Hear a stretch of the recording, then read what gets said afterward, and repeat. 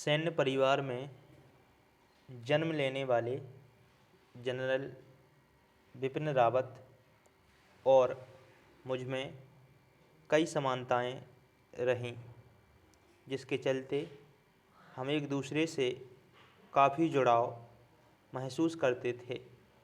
उन्होंने military secretary की शाखा में बतौर कर्नल मेरी जगह ली थी।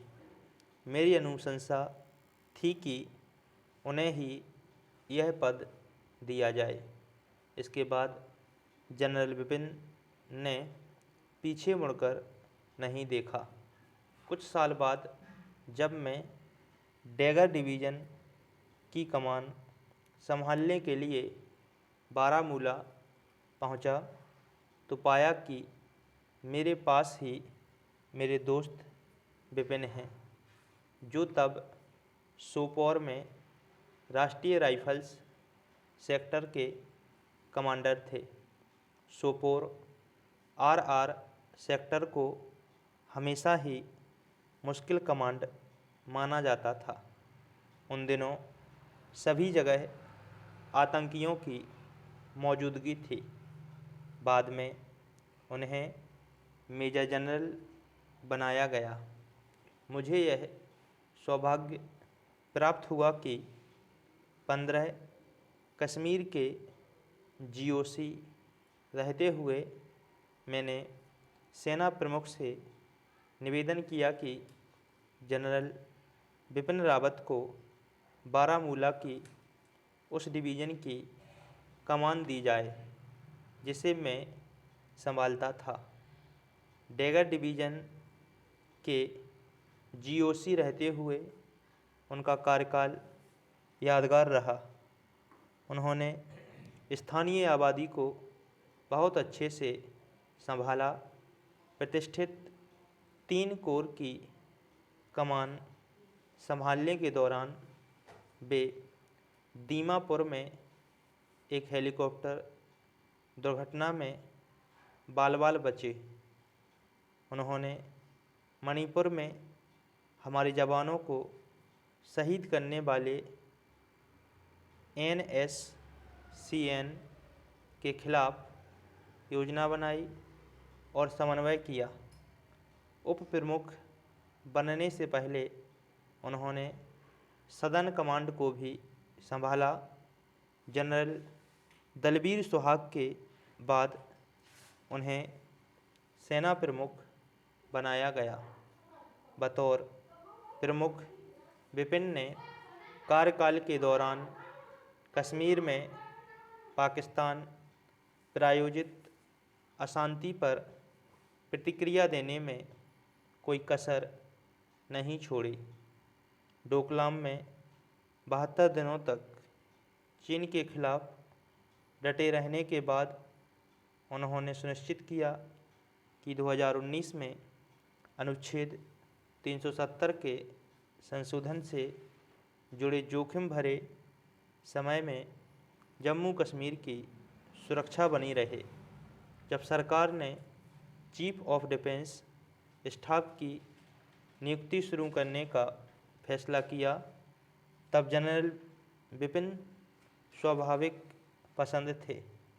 सैन्य मामलों का विभाग और सशस्त्र बलों के थिएटर कमांड की स्थापना का कार्य मिलने के बाद जनरल रावत ने तीनों सर्विसों का सम्मान जीतते हुए सही मायने में संयुक्त कमांडर की भूमिका निभाई।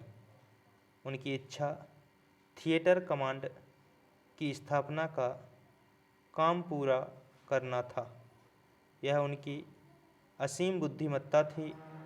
उन्होंने इस अनूठी चुनौती का अपनाया जिसका सामना आज तक किसी भी सैन्य अधिकारी ने नहीं किया था। इसके लिए वे जल्द कई बड़े सुधार लाने वाले थे।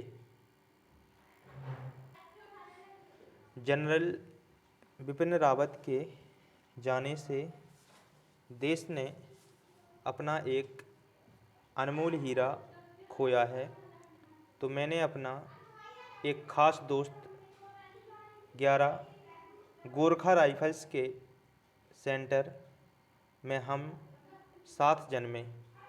हमारे पिता भी इसी गोरखा राइफल्स में थे।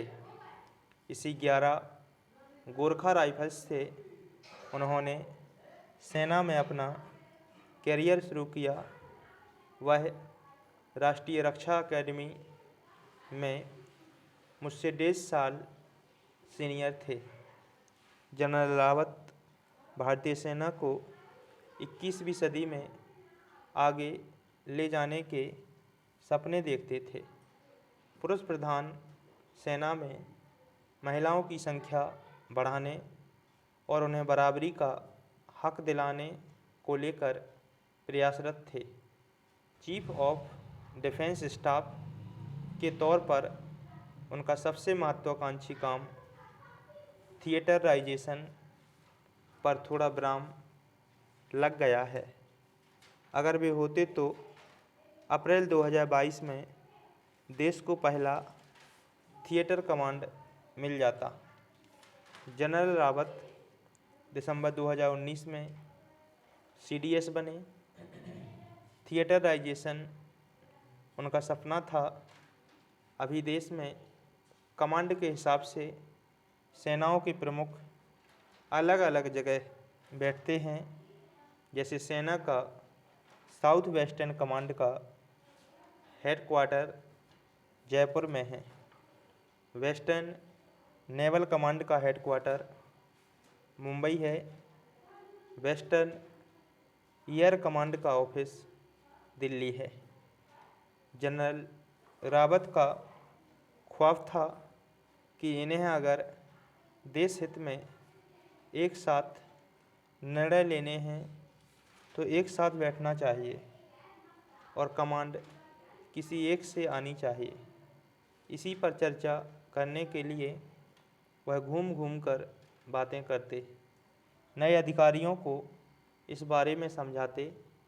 वह चाहते थे कि भारतीय सेना या एक इकाई के तौर पर आगे बढ़े, न कि अलग अलग सेना के तौर पर। जनरल रावत निर्णय लेने में बहुत तेज तर्रार और स्पष्टवादी थे और चीज़ों को टालते नहीं थे।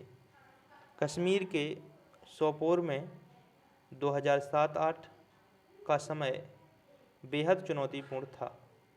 उस समय वह सोपोर में ब्रिगेड कमांडर थे और मैं शोपिया में ब्रिगेड कमांडर था। उस दौरान उन्होंने कई महत्वपूर्ण ऑपरेशंस को अंजाम दिया। यूनाइटेड नेशंस की पीस कीपिंग फोर्स का हिस्सा रहे। उन्हें कांगो में ब्रिगेड संभालने की जिम्मेदारी मिल गई।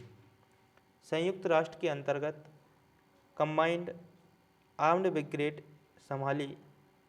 IMA से उन्हें स्वॉर्ड ऑफ ऑनर सम्मान प्राप्त हुआ था। वह शुरुआत से वेस्ट थे। प्रोफेशनलिज्म उनका हॉलमार्क था। स्पष्ट निर्णय लेने और आदेश देने में भी शुरुआत से ही स्पष्ट थे। वह चाहते थे कि तीनों सेनाओं के अधिकारी सैनिक सीखने और आगे लड़ने के लिए एक साथ आएं। वह चाहते थे कि सेना में टीचिंग एक सी हो, प्रोटोकॉल्स एक से हों।